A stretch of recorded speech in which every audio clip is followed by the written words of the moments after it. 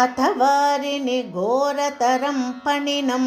प्रतिवारयितुं कृतधीर्भगवन् द्रुतमारिततीरगणीपतरुं विषमारुतशोषितपर्णचयम् अधिरुह्य पदाम्बुरुहेण च तं नवपल्लवतुल्यमनोज्ञरुचा ह्रतवारिणि दूरतरं न्यपदः परिगूर्णितघोरतरङ्गगणे भुवनत्रयभारभृतो भवतो गुरुभारविकम्बि विजृम्भिजला परिमज्जयति स्म धनुःशतकं तटिनी झटिति स्फुटघोषवती अथ दिक्षु विदिक्षु परिक्षुभित भ्रमितोदरवारिणिनादभरैः उदगादुदगादुरगाधिपतिस्त्वदुबान्धम् अशान्तरुषान्धमनाः पणशृङ्गसहस्र विनिश्रुमर ज्वलदग्निगणोग्रविषाम्बुधरं पुरदपणिनं समलोकयता बहुशृङ्गिनम् अञ्जनशैलमिव ज्वलदक्षिपरिक्षरदुग्रविष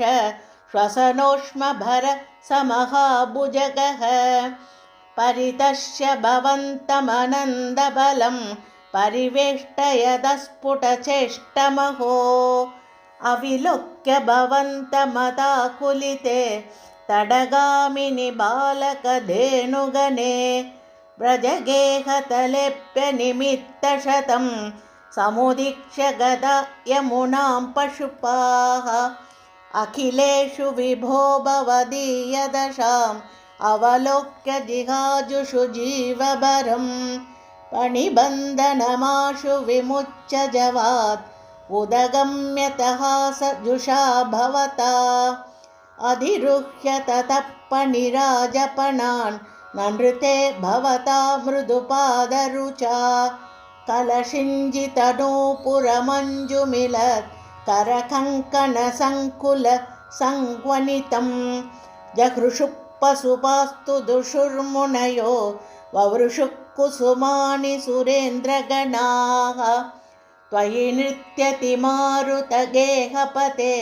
परिपाहि समां त्वमदान्तगदात् सर्वत्र गोविन्दनामसङ्कीर्तनं गोविन्द गोविन्द।